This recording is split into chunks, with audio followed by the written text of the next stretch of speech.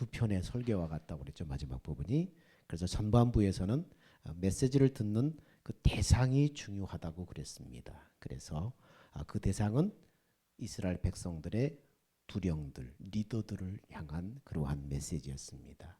이제 후반부에서는 청중이 지도자들을 다 포함한 전 백성으로 이제 확대됩니다. 청중들을 향한 메시지가 선포가 되는 것입니다. 그런데 여기서 중요한 것은 누구를 대상으로 이 말하느냐, 이것보다는 요수아가 지금 어디에서 이 말을 하고 있느냐, 이 후반부에서는 그게 중요합니다. 거기에 의미가 있는 것입니다.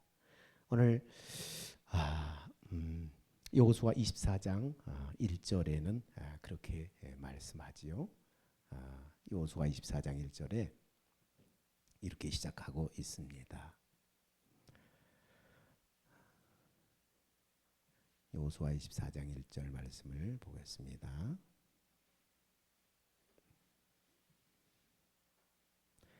한번 읽어볼까요? 시작. 여호수아가 이스라엘 모든 지파를 세겜에 모으고 이스라엘 장로들과 그의 수령들과 재판장들과 관리들을 부르매 그들이 하나님 앞에 나와 선지라.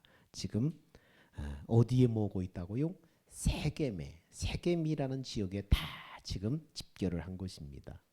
여러분, 왜 하필 세겜일까요? 이스라엘 역사의 중요한 지명이 몇 군데 나오는데 첫 번째 중요했던 역사적인 현장은 길갈이라는 곳입니다. 그들이 요단을 건너자마자 요단을 건넜다는 기념비적인 그런 상징으로 기념비를 세운 곳이 어디였습니까? 길갈이었어요. 그래서 후일에 이 자손들이 이 돌이 무슨 뜻입니까? 묻거든 이러이런 하나님의 은혜와 역사와 그 기적을 이렇게 하나님이 베풀어 주셨다. 이걸 후손들에게 증언해 주어라. 그래서 기념비를 세웁니다. 후손들이 세월이 지나면 이게 뭐예요? 어떤 의미에 물어볼 거 아니에요? 그러면 이러이러한 하나님의 놀라운 은혜와 사랑과 그 역사가 있었다. 증언해 주라는 거예요. 그래서 그 길갈은 그런 역사적인 기념비가 세워진 장소인 동시에 이스라엘 백성들이 요단을 건너자마자 적진을 앞에 두고 뭐를 했어요? 할례를 해갔잖아요. 적군과 마주하고 나서 그 앞에서 하나님을 믿음으로 말미암아 할례를 행해라. 적진과 앞에서 할례를 행했다는 건 자살행위죠.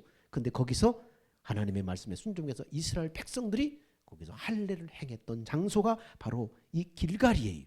그래서 길갈이라는 모든 지명은 지금까지 모든 내굽의 수치가 다 굴러갔다. 그런 뜻을 내표하고 있다고 그랬어요. 이렇게 의미 있는 장소에 여호수아가 마지막 설교를 하면 얼마나 좋았겠어요. 그런데 여기서 하지 않았어요. 길갈이 그렇게 의미 있는 장소였지만 여기서도 여호수아가 마지막 설교를 하지 않았어요. 그런데 길갈보다도 역사적으로 더 중요한 장소가 있었는데 그곳이 어디인가?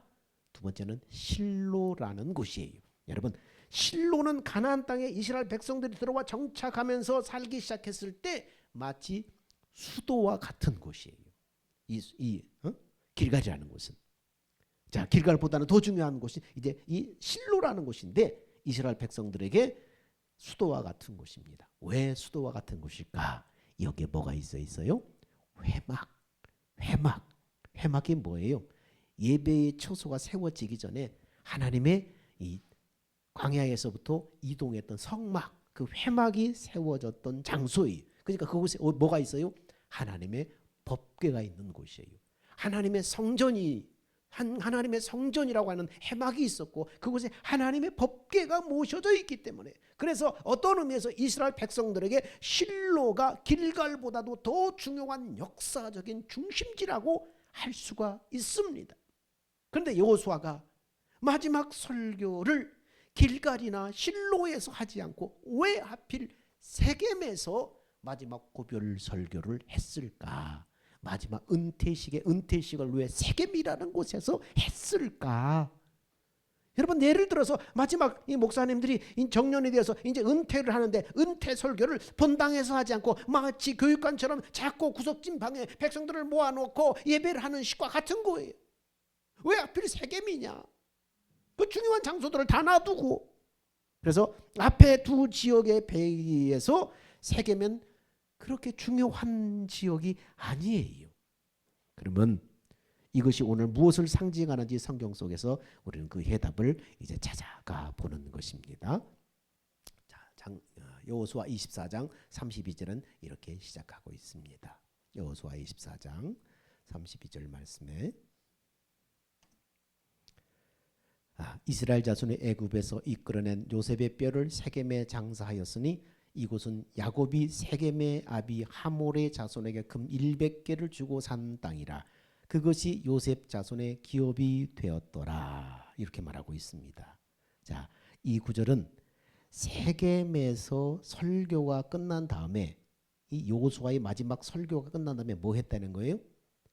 이스라엘 자손이 애굽에서 이끌어낸 요셉의 뼈를 세겜에 장사하였으니. 아니, 요셉이 몇 세대 전에 애굽에서 숨을 거두어서 죽었는데 그 뼈를 가지고 나온 거예요. 거기에 묻지 말라고 해서 뼈를 가지고 나왔는데 어디에서 지금 장례식을 하는 거예요? 세겜에서 하는 거예요. 이곳 세겜에서 지금 요셉의 장례식을 하는 거예요. 요셉이 애굽에서 눈을 감았는데 몇 대가 흐른 후에 지금 여기서 장례식이 지금 마무리되고 있는 거예요. 이 장례 때문에 여호수아가 마지막 고별 설교를 세겜에서 하는 거였어요. 그러면 세겜이 어떤 곳이길래 여기서 요셉이 장례식을 하는가? 몇 세대 전에 죽은 요셉이 장례식이 왜 세겜에서 하는가? 창세기 50장의 그 배경을 보면 이렇게 말씀하고 있습니다. 자, 요셉이 그 아비의 가족과 함께 애굽에 거하여 110세를 살며 에브라임의 자손 3대를 보았으며 므낫세의 아들 마길의 아들들도 요셉의 스라에 양육되었더라. 자, 24절부터 한번 읽어볼까요? 시작. 요셉이 그 형제들에게 이르되 나는 죽으나 하나님이 너희를 권고하시고 너희를 이 땅에서 인도하여 내사 아브람과 이삭과 야곱에게 맹세하신 땅에 이르게 하시리라 하고, 요셉이 또 이스라엘 자손에게 맹세시켜 이르기를 하나님이 정녕 너희를 권고하시니 너희는 여기서 내 해골을 메고 올라가겠다 하라 하였더라. 요셉이 110세 죽음에 그들이 그의 몸에 향제를 놓고 애굽에서 입관하였더라. 예, 요셉이 유언을 그렇게 했어요.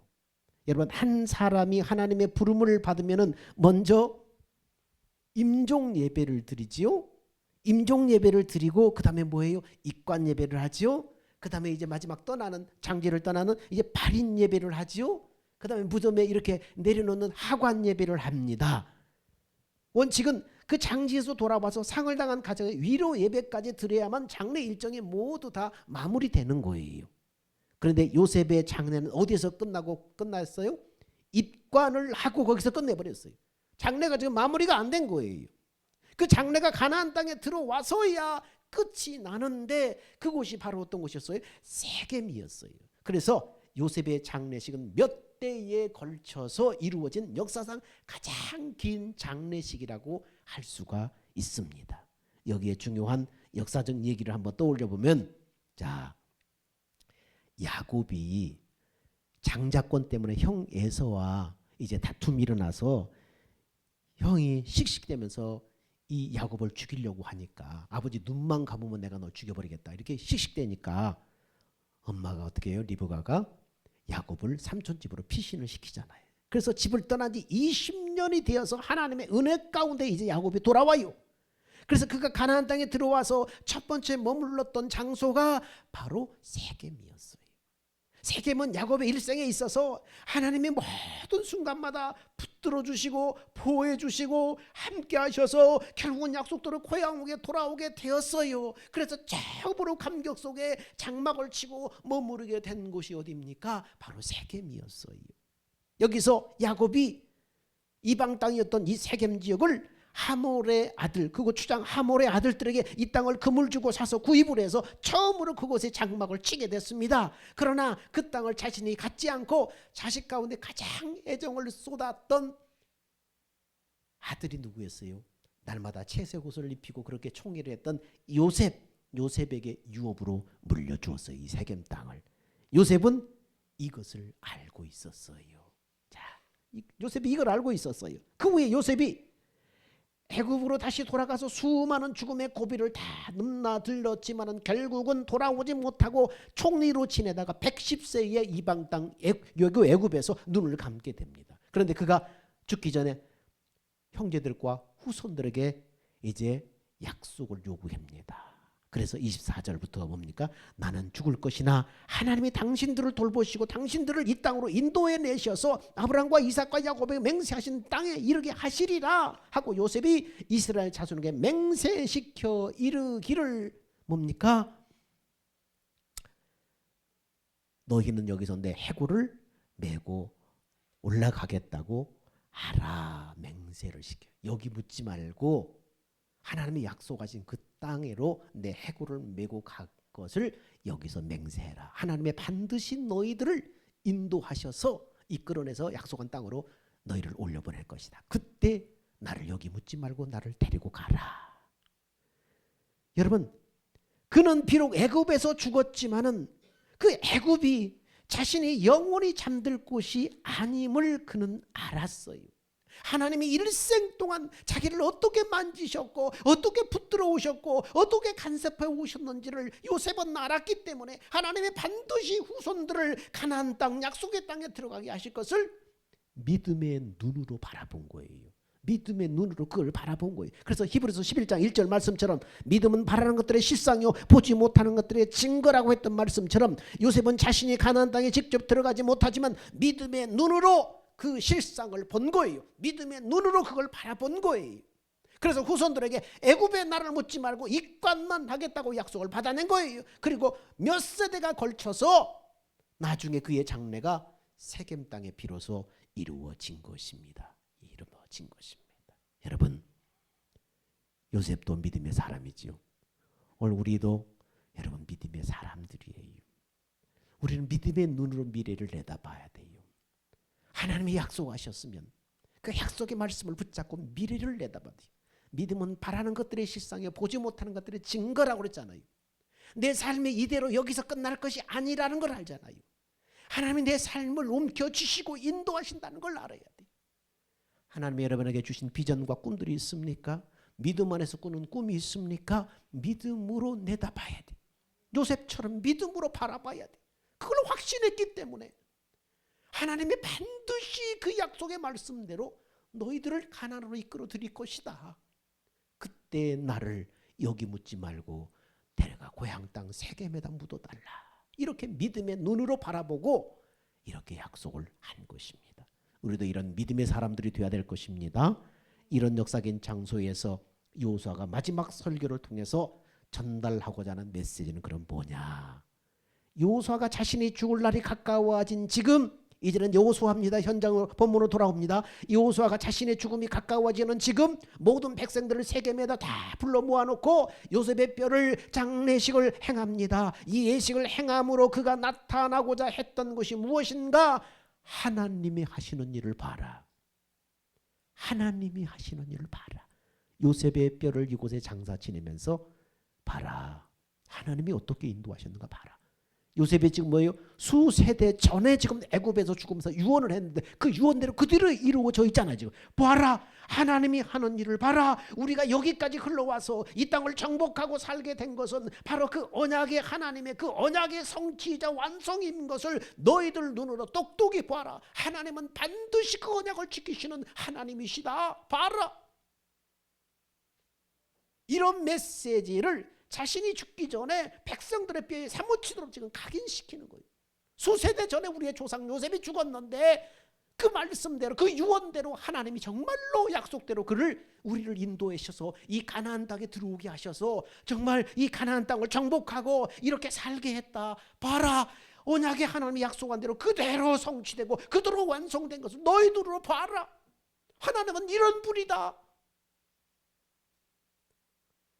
그의 마지막 설교에서 여호수아가 무슨 얘기를 하는지 구체적으로 한번 살펴봅시다. 24장 2절 말씀에 보면은 여호수아가 모든 백성에게 이르되 이스라엘 하나님 여호와의 말씀에 옛적에 너희 조상들 곧 아브라함의 아비 나홀의 아비 데라가 강 저편에 거하여 다른 신을 섬겼으나 무슨 말이에요? 이 말이 무슨 말이에요? 좀 믿음의 조상 이스라엘 백성들의 그 믿음의 조상이라고 할 수 있는 그 조상이 어떤 사람이었다는 거예요? 이 말씀을 말하자면 너희를 포함해서 너희 조상들의 전력 어떤 사람이었는 줄 아느냐? 하나님께서 불러내기 전에 너희 믿음의 선조인 조상의 전력이 뭔 줄 아냐? 강저편에 다른 신들을 섬기던 이방신이었다. 이방인들이었다. 우상 숭배자들이었다. 그 얘기입니다. 너희 조상들, 너희를 불러냈을 때 너희 조상 어떤 사람이었는 줄 아냐? 이방인이었고 우상 숭배자였다. 이것이 지금 가나안 땅에 들어와 있는 이스라엘 이 백성이 된 이 사람들, 그들의 믿음의 조상이라는 사람들의 전력이라는 거예요. 에베소의 말씀을 빌리자면 전에는 너희가 이방인이요 나그네요 그리스도 밖에서 본질상 진노의 자식이었다. 지금 그 얘기를 하는 거예요. 전에는 너희가 그런 사람들이었다. 이것이 이스라엘 백성들이 잊지 못하도록 확인을 시키는 것입니다. 너희 지금 하나님의 선민 택한 백성 아니야. 너희 본질, 너희 본성이 어떤 사람이었는 줄 아냐? 이방인이었어. 하나님 약속에 대해서 외인이었어. 진노의 자주시였어. 저주받은 백성이었어. 지금 그 얘기하는 거예요. 그게 너희 전력이라는 거예요. 이거 분명히 기억해라. 이 사실을 전제로 여호수아가 설교를 하는데 24장 3절부터 13절까지 계속해서 얘기를 하는데 여러분 3절에서 13절 말씀에 반복해서 여호수아가 계속 강조하는 말이 있습니다. 우리 한번 쭉 한번 읽어봅시다. 시작. 내가 너희 조상 아브라함을 강 저편에서 이끌어내어 가나안 땅으로 인도하여 온 땅을 두루게 행하게 하고 그 씨를 번성하게 하려고 그에게 이삭을 주었고 강 저편에 이끌어내서 가나안 땅으로 인도하신 게 누구라고요? 누가? 내가 그렇잖아요. 너희 조상 전력이 어떤 사람들이었다고요? 이방인이었어요. 하나님의 선택 밖에 있는 이방이었어요. 우상 숭배자였어요. 진노의 자식들이었어요. 근데 너희들을 어떻게 해요? 이끌어내어 가나안 땅으로 인도하여 온 땅에 두루 행하게 하여 너희 씨를 번성케 했다. 누가? 내가 했다. 그 다음에 자 3절 말씀에 시작. 내가 모세와 아론을 보내었고 애굽에서 재앙을 내렸나니 곧 내가 그 가운데 행한 것과 같고 그 위에 너희를 인도하여 내었느니라. 모세와 아론을 보내어서 애굽에 재앙을 내려서 그들을 출애굽시켰다. 누가? 내가. 누가 했는가? 내가 했다. 지금 그 얘기하고 있는 것입니다. 자 6절에 시작. 내가 너희 열조를 애굽에서 인도하여 내어 바다에 이르게 한즉 애굽 사람의 병거와 마병을 거느리고 너희 열조를 홍해까지 따름으로. 무슨 사건이에요? 출애굽해서 홍해바다에 이스라엘 이 애굽 백성들을 다 수장시키고 너희를 홍해바다를 건너게 했다. 누가 했느냐? 내가 했다. 그 다음에 7절에 자 너희 열조가 나 여호와께 부르짖기로 내가 너희와 애굽 사람들이 흑암을 두고 바다를 이끌어 그들을 덮었나니 내가 애굽에서 행한 일을 너희가 목도하였으며 너희가 여러 날의 광야에 구하느니라. 다 내가 이렇게 했다. 그리고 계속해서 지금 반복해서 말합니다. 내가 또 너희를 인도하여 요단 저편에 구하는 아모리 사람에게 들어가게 하며 그들이 너희와 싸우기로 내가 그들을 너희 손에 붙임에 너희가 그 땅을 점령하였고 나는 그들을 너희 앞에 멸절시켰다. 강대국 아모리 사람 그들을 뭡니까? 너희와 싸우기로 내가 그들을 너희한테 붙여주었다. 그들 앞에 너희 앞에 그들을 다 멸절시켰다. 너희는 군사훈련이라는 거 받아본 적이 없는 그냥 오합지졸에 불과한데 하나님이 이런 강대국을 너희 앞에 다 멸절시켰다. 누가? 내가 계속 강조하는 것입니다. 그러면서 또 내가 발람을 듣기 원치 않은 거로 그가 오히려 너에게 축복하였고 나는 너희를 그 손에서 건져내었으며. 여러분 발람과 발락 사건 알지요? 이스라엘 백성들을 저주하려고 했는데 안 들었다는 거예요. 하나님이 기어이 너희들을 축복하고 그들의 그 앞에 너희들을 멸절하려는 그들의 의도 앞에 너희들을 건져냈다. 내가 했다. 너희가 위험에 처하고 멸절될 수도 있는데 내가 그렇게 했다. 그러면서 계속해서 지금 얘기를 하는 거예요. 13절까지 내가 왕벌을 너희 앞에 보내어 그 아모리 사람의 두 왕을 너희 앞에 쫓아내었다. 너희나 칼로나 활로 이같이 한 것 아니다.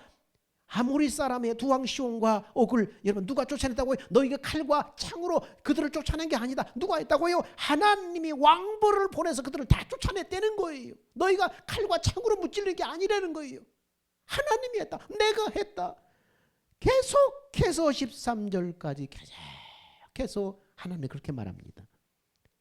하나님이 지금 이스라엘의 이스라엘에 지금 이르고 있는 이곳까지 하나님이 쭉 역사를 지금 말씀하고 계시는 거예요. 하나님이 이렇게 했다.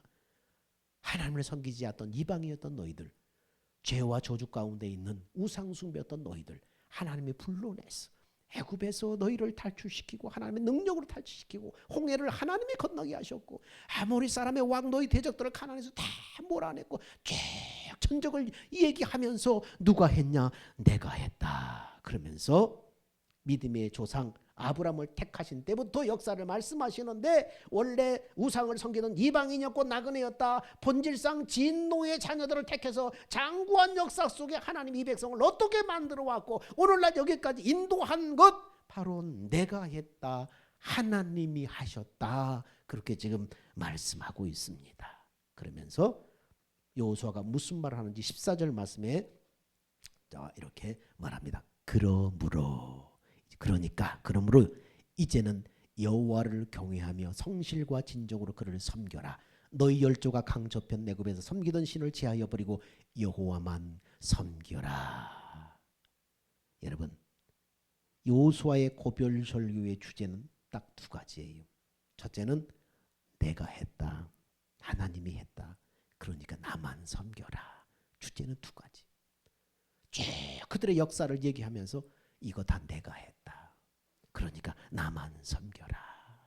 이 메시지를 잘못 들으면 하나님의 큰 은혜와 사랑에 보답하기 위해서 뭔가 우리가 실천하는 쪽으로도 그쪽으로 나갑시다 이렇게 생각할 수 있는데 본문은 본문의 의도는 그렇게 간단하지 않아요. 자, 24장 15절 말씀에 이렇게 말합니다. 자, 여호와를 섬기는 것이 너에게 좋지 않게 보이거든 너희 열조가 강 저편에 섬기던 신이든지 너희 거하는 땅 아모리 사람의 신이든지 너희 섬길 자를 오늘날 택하라. 오직 나와 내 집은 여호와를 섬기겠노라. 자, 쭉 얘기하면서 하나님이 이렇게 이방인이었던 저주받았던 진노자신 너희들을 하나님이 이끌어내서 이렇게 이끌어서 오늘날 너희를 만들었다. 그렇게 말씀하면서 이제는 하나님을 섬기든지 이방인을 섬기든지 이방신을 섬기든지 여호와를 섬기든지 오늘날 선택해라 그렇게 얘기하고 있습니다. 그러자 뭐라고 말합니까? 자, 15절부터 나와 내 집은 여호와만 섬길 텐데 너희는 선택을 해라. 여러분, 여호수아가 설교를 하고 나서 백성들에게 지금 결단을 요구하는데 뭐에 대한 결단이에요?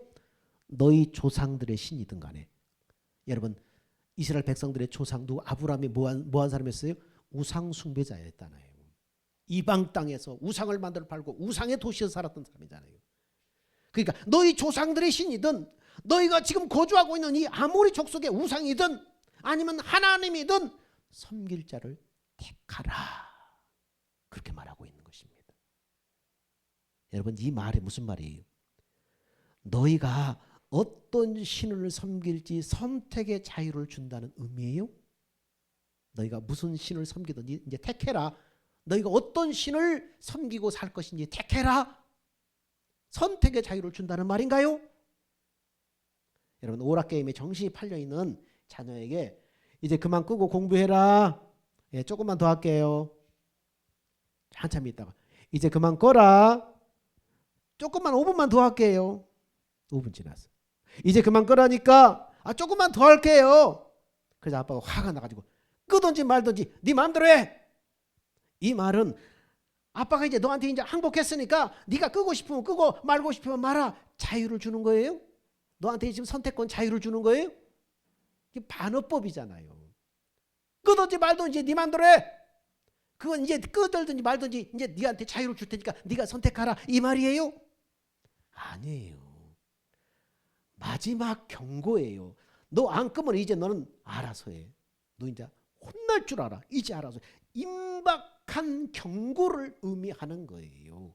오늘 이렇게 반어법을 써서 이스라엘 백성들에게 여호수아가 말하는 거예요. 너희가 어떤 신을 섬길지 너희가 선택하라는 자유를 주는 게 아니라 뭐예요? You have no choice. 무슨 예요? 너는 이제 선택권이 없어. 너는 이제 선택권이 없다는 거예요. 너에게는 선택권이 없어. 하나님을 선택하지만 넌 죽어. 반어법이에요. 반어법. 너에게는 선택권이 없어. 여러분, 우리에겐 선택권이 없어요. 우리 어떤 사람이었어요? 하나님을 믿기 전에 어떤 사람이었어요? 이방인이었어요. 진노의 자식, 저주의 자식, 그런 운명에 처해 있는 사람이에요. 하나님을 모르는 사람이었어요. 근데 하나님이 오늘날 이 예배당에 모여서 예배 드리는 이곳 이스런 사람으로 만들기까지 하나님이 어떻게 인도하셨어요? 어떻게 나를 다루시고 여기까지 이끌어가셨어요? 하나님의 놀라운 그 인내 속에 사랑 속에서 오늘 여기까지 여러분을 끌어다 놓은 거예요. 우연히 된 거 아니에요. 여러분이 싸워서 된 거 아니에요. 이스라엘 백성이 싸워서 가나안 땅에 들어가고 적군을 물리친 게 아니에요. 여러분이 만든 게 아니에요. 하나님이 세심한 세월 가운데서 여러분 다루시고 만지시고 이끌어 주셔서 오늘 이곳에 이르게 하신 거예요. 여러분이 한 게 아니에요. 하나님이 하신 거예요. 여러분, 이 얘기를 들은 이스라엘 백성들이 어떻게 하는지 자 봅시다. 24장 16절에 보니까 그 말을 듣고 이스라엘 백성이 뭐라고 그래? 시작. 백성이 대답하여 가로되 여호와를 버리고 다른 신들 섬기는 일을 우리가 결단코 하지 아니하오리니. 하나님만 섬기겠다는 거예요. 다른 신, 여호와를 버리고 다른 신을 결코 섬기지 않겠습니다. 하나님만 섬기겠습니다. 이 대답을 들은 여호수아, 근데 뜻밖의 반응을 보입니다. 19절에 여호수아가 이 말을 듣고 그래 기쁜 것이 아니라 뭐라고 그래요? 여호수아가 백성에 이르되 너희가 여호와를 능히 섬기지 못할 것은. 이 말씀의 결론은 뭐예요? 이 말씀의 이제 결론이자 마지막 끄집어내야 될 중요한 메시지가 여기 있어요. 우리가 하나님만 섬기겠습니다. 다른 신 섬기지 않겠습니다. 그러니까 너희 하나님 못 섬겨. 너희들은 하나님 못 섬겨. 여호수아가 백성에게 섬길 쪽을 택하라고 요구하자 백성들이 하나님을 택했습니다. 절대 다른 신 섬기지 않고 또 약속했습니다. 그러면 대답이 다 된 거 아니에요? 근데 이 말을 듣는 여호수아가 감동을 받아야 될 텐데 오히려 의외에 참모를 끼얹습니다. 웃기지 마라. 너희들은 하나님 못 섬겨. 이건 뭘 의미하는 거예요? 여호수아가 말하는 섬김과 백성이 말하는 섬김의 의미가 다르다는 거예요. 그래서 이 섬김의 의미가 어떻게 다른지 성경을 통해서 이제 보면은 그렇습니다. 이는 우리 하나님 여호와 그가 우리와 우리 열조를 인도하여 애굽 땅 종되었던 집에서 나오게 하시고 우리 목전에서 그 큰 이적을 행하고 우리가 행한 모든 길에 우리의 지난 모든 백성 중에 우리를 보호하셨음이며 하면서 여호와께서 또 모든 백성이 이 땅에 거하던 아모리 사람을 우리 앞에 쫓아내셨습니다. 그러므로 우리도 여호와를 섬기리니 그는 우리 하나님이심이니이다. 여기서 백성들이 하나님을 섬기겠다고 결심을 하면서 그 이유와 명분을 얘기하는데 이런 뜻입니다. 내가 하나님을 통해서 기적을 체험했고 은혜를 받았으니 이제는 은혜를 보답하며 살겠습니다. 다시 말해서 내가 십자가의 보배로운 피로 구속을 받아 하나님의 자녀가 됐으니까 이제는 그 사랑을 갚으며 살겠습니다. 그 사랑에 반응하며 살겠습니다. 지금 이렇게 하는 말입니다. 그러자 여호수아가 뭡니까? 그렇게는 하나님을 섬길 수 없어. 너희는 그렇게 하나님을 섬길 수 없어. 아니 은혜 받았고 하나님의 사랑을 체험해서 이제는 그 은혜 보답하는 삶을 삶으로 하나님만 사랑하고 하나님 섬기겠습니다. 아니야, 너희는 그렇게는 못 살아. 그러면서 너희가 그렇게 살 수 없는 이유를 뭐라고 말하는가? 19절에 이렇게 말합니다. 여호수아가 백성에 이르되 너희가 여호와를 능히 섬기지 못할 것은 그는 거룩하신 하나님이요 질투하는 하나님이시니 너희 허물과 죄를 사하지 아니할 것임이라. 여호수아가 이스라엘 백성이 하나님을 능히 섬길 수 없는 이유를 두 가지를 대는데 첫 번째, 하나님은 거룩하신 분이기 때문에 그렇고 하나님은 질투하신 하나님이기 때문에 너희는 그렇게 하나님을 못 섬겨. 그러면 하나님이 여러분 질투하는 하나님에 대해서 생각해 봅시다. 질투라는 개념 속에는 뭐가 들어있어요? 동전의 양면이에요. 질투의 반대편에는 뭐가 있어요? 사랑이 있어요. 사랑이 없으면 질투도 안 해요. 사랑하기 때문에 질투를 하는 거예요. 그 사랑이 없으면 질투가 없는 거예요. 그러면 하나님은 누구를 놓고 이렇게 질투하듯이 사랑한다는 거예요? 바로 우리를 놓고 그렇게 질투하듯이 사랑한다는 거예요. 하나님은 우리가 조금이라도 한눈을 팔고 딴짓하면 못 견디는 거예요. 그렇게까지 질투하기까지 우리를 사랑하시는 거예요. 여러분, 우리가 돈이나 아니면 세상의 명예나 권세나 세상에 썩어질 것이다. 우리 마음을 주면은 하나님은 어떻게 해요? 질투하는 거예요. 우리 마음이 다른 곳에 가면 하나님이 질투하는 거예요. 못 견뎌 하시는 거예요. 우리를 너무나 사랑하시기 때문에 질투하시는 거예요. 그래서 우리 마음을 뺏겨서 하나님보다 물질을 하나님 자리에 놓으면 어떻게 해요? 하나님이 가만 안 놔두는 거예요. 그냥 그 질투에, 그 사랑의 양면인 그 질투 때문에 그냥 물질을 불어버리든지 망하게 해버리든지 그냥. 왜? 사랑의 대상이잖아요. 다른 곳에 마음을 쏟고 다른 곳에 한눈 팔면 하나님 못 견뎌 하시는 거예요. 이런 하나님의 마음을 우리는 여러분 상상할 수 있겠습니까? 하나님은 그토록 우리를 사랑하신다는 거예요. 우리를 창조하기 전부터 우리를 향한 놀라운 사랑과 계획을 가지고 여러분 세상을 만들고 여러분 인생을 만들었어요. 우리가 타락하기 전부터 하나님의 계획 속에서 사랑의 대상으로 우리를 아버지 하나님의 경륜 속에 우리를 세상을 만드셨다니까요. 그래서 우리를 향한 하나님의 놀라운 끊을 수 없는 하나님의 사랑이 우리를 지금 바라보고 있는 거예요. 그 다음으로는 하나의 이유가 뭐냐? 질투하듯이 이렇게 사랑하기 때문에 너희는 하나님을 무슨 은혜에 보답해서 이렇게 살겠다고? 난 그렇게 못 살아. 하나님 받은 은혜가 있기 때문에 이제 그 은혜에 보답하는 마음으로 이제 신실하게 살겠다고? 그렇게 못 살아 너. 두 번째는 뭡니까? 거룩하신 하나님에 대해서 얘기하는 것입니다. 우리는 하나님께 받은 은혜와 사랑에 보답하기 위해서 섬기며 살겠다고 하지만 너희는 그럴 능력이 안 된다는 거예요. 능력이 안 된다. 하나님은 거룩하신 분이기 때문에 너희는 그렇게 그 거룩하신 하나님 앞에 너희는 그렇게 반응할 수 없다는 거예요. 너희의 본성 자체가 죄인이고 악한 자이기 때문에 부패한 자이기 때문에 못한다는 거예요. 우리가 수십 년간 여러분 신앙생활을 해도 뭔가 늘 부족함을 느낍니까? 그러니까 신앙생활을 어떻게 하면 할수록 피곤해지는 거예요. 수십 년간 신앙생활해도 뭔가 늘 부족한 것 같고 그래서 늘 피곤해져요. 하나님 우리에게 부어주시는 그 사랑과 은혜를 우리의 노력과 행위로는 갚을 수가 없어요. 그분은 거룩하신 분이기 때문에 그 거룩하신 하나님 앞에 도달할 수가 없어요. 우리의 행위와 어떤 우리의 노력으로는 그 은혜와 그 사랑을 보답하는 마음으로 그렇게 신앙생활하면 거기에 도달할 수가 없는 거예요. 그러니까 늘 부족하는 거예요. 행위와 노력으로 하나님을 기쁘시게 하려고 하니까 늘 뭔가 부족한 거예요. 늘 뭔가 모자란 거예요. 그렇게 신앙생활을 1년, 2년, 3년 하다 보면 지치는 거예요.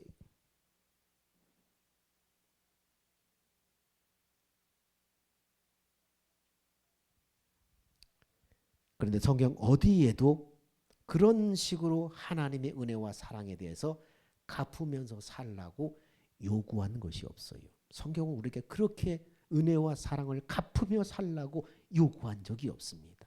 그러므로 교회 안에서 누가 더 믿음이 좋은가, 누가 더 깨끗한가, 누가 더 거룩한가 이거 쓸데없이 비교하지 말아야 돼요. 하나님이 보실 때는 껌댕이를 코에 묻은 사람이나 얼굴 전체에 묻은 사람이나 다 똑같은 거예요. 그런 것 가지고 자꾸 경쟁하면서 누가 더 잘났느냐 싸우면서 하나님의 은혜와 사랑에 보답하려고 몸부림치고 그런 거 요구한 적 없다는 거예요.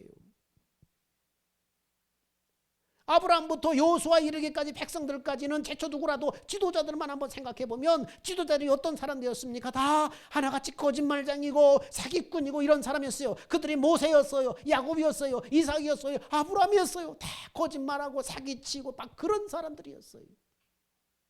믿음의 조상 인정받은 아브라함만 봐도 그래요. 그는 근본 앞에서 살펴봤지만 어떤 사람이요? 우상의 도시에 살던 이방인이었잖아요.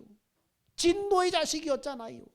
게다가 남의 나라에 들어가서 두려움 때문에 자기 아내를 누이라고 속이며 거짓말이 들통나자 얼마나 수치를 당했어요. 또 계약서까지 만든 하나님의 약속을 끝까지 믿고 기다리지 못하고 나중에는 결국 자신의 방법대로 여종에게서 아들을 낳아서 두고두고 근심거리 중동 전쟁에 불씨가 되고 말았잖아요. 그런데 그렇게 해서 하나님의 약속이 하나님의 계획이 취소되었는가? 그를 향한 하나님의 약속의 계획이 취소됐어요. 너 이런 사람이니까 취소됐어요? 아니에요. 그래도 하나님은 아브라함에게 하신 약속을 그대로 다 이행을 하셨어요. 너희가 설사 그런 사람이라고 했을지라도 하나님의 약속을 계획을 취소하지 않고 하나님의 약속을 이행하셨어요. 너희의 그 어떠함이 아니라는 거예요. 야곱은 어떻습니까? 그는 사기꾼인 그런 사기꾼과 같은 사람이에요. 근데 하나님이 그를 만지시고 오랜 세월 그를 다루셔서 결국은 바로 왕 앞에 기도해주는 영적인 거목으로 만드셨어요. 누가 하셨어요? 하나님이 그렇게 만드셨어요. 하나님이 약속하셨기 때문에 그 약속대로 그렇게 만드셨어요. 그러므로 이제 우리는 없는 능력으로 하나님께 뭔가 해드리겠다고 힘겹게 싸우는 싸움을 끝내라는 거예요. 이제는 하나님을 사랑하고 그분의 사랑을 누리는 복음의 약속을 생명으로 맛보는 차원으로 들어가야 되는 거예요. 내가 뭔가 은혜에 보답해서 살아야지 힘겹게 이렇게 하지 말라는 거예요. 그래야 우리의 신앙생활이 늘 새롭고 기쁘게 된 것입니다. 하나님이 믿음의 선진들에게 그렇게 하셨듯이 오늘 우리에게도 하나님이 다 하신다는 거예요. 우리의 미래도 하나님이 다 그렇게 만들어 가신다는 거예요. 하나님이 다듬으시고 만들어 가신다는 거예요. 너희 어떠함이 아니라는 거예요. 너희 잘나고 못나고 어떤 노력이 아니라는 거예요. 그래서 여호수아가 세겜에서 요셉의 장례식을 거행하면서 언약을 세웁니다. 언약이라는 이 히브리어 베리트는 짐승을 쪼개서 서로 나누어 갖는다는 의미입니다. 세겜의 언약이 중요한 것은 예수 그리스도의 죽음을 나타내기 때문입니다. 하나님께서 독생자 예수 그리스도를 걸고 약속하신 거예요. 내가 반드시 너희를 이렇게 만들겠다. 창세전에 우리를 향한 그 계획대로 기어이 너를 이렇게 만들겠다. 다듬어서 하나님 앞에 이런 사람으로 만들겠다. 너희의 어떤 행위나 노력이나 조건이나 어떠함이 아니라 약속했기 때문에 만들겠다. 지금 그 말을 하고 계시는 것입니다. 마귀의 종된 내가 그리스도와 함께 십자가에 못 박혀 죽었고 부활 승천해서 내 안에 영생으로 오신 주님을 나의 생명으로 믿고 바라보면 주님이 그 일을 하시겠다는 거예요. 나에게 그 일을 만들어 가시겠다는 거예요. 약속, 복음의 약속. 우리의 의지와 능력으로 가나안 땅을 살아갈 수 없습니다. 어떤 싸움도 이길 수 없습니다. 우리의 어떠함과 상관없이 하나님의 약속하신 대로 우리 인생을 만들고 다듬고 이끌어 가신다는 거예요. 그러므로 우리는 하나님의 그 사랑의 빛을 갚으려는 태도를 버리고 전적으로 하나님의 영이신 성령의 인도하심을 믿고 따라가기만 하면 되는 거예요. 그것이 바로 가나안 땅을 살아가는 우리에게 하나님의 가장 바라시는 모습입니다. 이스라엘 백성들을 책임지시고 만들어 가시던 하나님, 우리의 미래도 기어이 하나님이 만들어 가시는 거예요. 우리의 어떠함을 조건을 보지 마세요. 우리의 못남을 보지 마세요. 우리의 자격 없음을 보지 마세요. 하나님이 기어이 만들어 가실 거예요. 채우시고 부족한 거 채워주셔서 만들어 가실 거예요. 믿음으로 그러므로 믿음으로 바라보세요. 미래에 하나님이 만들어 가실 나를 바라보고 오늘 그 하나님의 사랑에 감격하며 그 사랑을 누리려고 하세요. 나를 사랑하시고 자녀를 그토록 생명처럼 부모가 사랑하면 자녀가 매 걱정하지 말아야 되잖아요. 아이고 내일 뭘 먹지? 아이고 내일 등록금 어떻게 내지? 자녀가 거기에 막 고민하고 부모를 기쁘게 해야지 막 여기 압박감에 사로잡히면 여러분 그게 자녀의 삶이에요? 아닌 거예요. 부모한테 맡겨버리고 넌 자녀로서 사랑받는 자녀로서 그냥 누리고 하나님이 책임져 주실 것이니까 누리고 그 사랑을 만끽하라는 거예요. 여러분 부모가 자녀를 굶기겠어요? 부모가 자녀를 헐벗게 하겠어요? 충분한 능력이 있는데도 부모가 자녀를 학교를 못 다닐 정도로 등록금을 안 주겠어요? 부모가 능력이 있는데도 하물며 하나님이 당신의 자녀를 그렇게 두지 않는다네요. 그러니까 너희 어떤 막 하나님의 사랑과 은혜를 받았기 때문에 이제는 이렇게 믿음으로 하나님 앞에 보답해야지 막 눈치 보이 막 이렇게 살지 말고 하나님의 사랑 안에서 자유함을 누리고 하나님을 믿음으로 그 사랑을 누리며 꿈꾸며 살려는 거예요. 우리는 늘 어때요? 더 이상 우리가 전진하지 못하는 게 뭐 때문이에요? 늘 예배당에 와서 지은 죄에 대해서 회개 아니라고 더 이상 앞으로 나가지 못하잖아요. 맨날 죄만 붙잡고 하나님 또 하나님의 마음을 속삭였습니다. 또 하나님의 마음을 슬프겠습니다. 하나님 이렇게 해야 되는데 이렇게 못했습니다. 늘 죄를 회개하고 제자리만 맴도는 거예요. 하나님은 거기에 머물지 않고 나오라고 하는데 더 이상 가지를 못하는 거예요. 죄에만 머물러 있는 거예요. 그 인생을 약간 놀라운 하나님의 계획과 꿈과 비전이 있는데 그 놀라운 영광의 기업이 있는데 더 이상 나가지 못하는 거예요. 여러분 거기에서 벗어나야 돼요. 하나님 앞에 그 사랑에 보답해야지. 이제는 믿음으로 내가 이렇게 살아야지. 아니에요. 하나님의 약속에 따라서 예수 그리스도를 걸고 하나님이 약속하셨어요. 아브람처럼, 이삭처럼, 야곱처럼, 이스라엘 백성들처럼 기어이 하나님이 우리를 만들어 가실 거예요. 그리스도의 거룩한 신부로 겨우 만들어 갈 거예요. 죄 안에서 갇혀서 더 이상 거기서 맴돌지만 말고 이제는 나오세요. 나와서 하나님의 손을 잡고 하나님의 인도하시는 그 영광스러운 그 설레는 그 인도하심을 따라서 날마다 걸어 나오시기 바랍니다.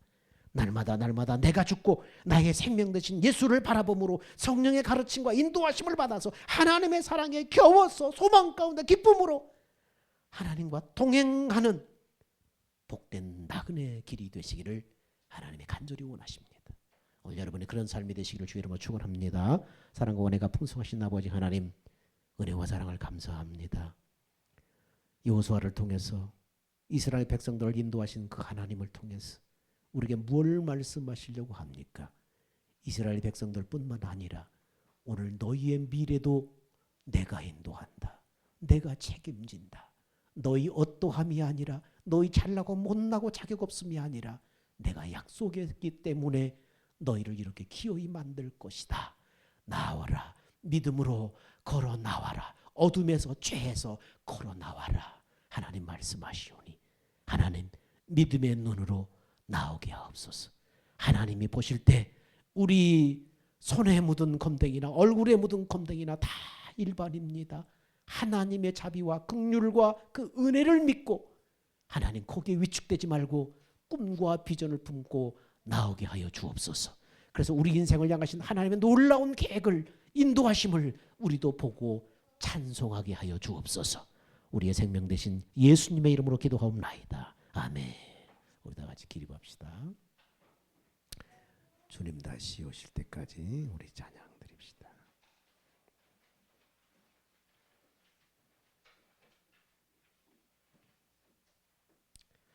주님 다시 오실 때까지 찬양 드립니다.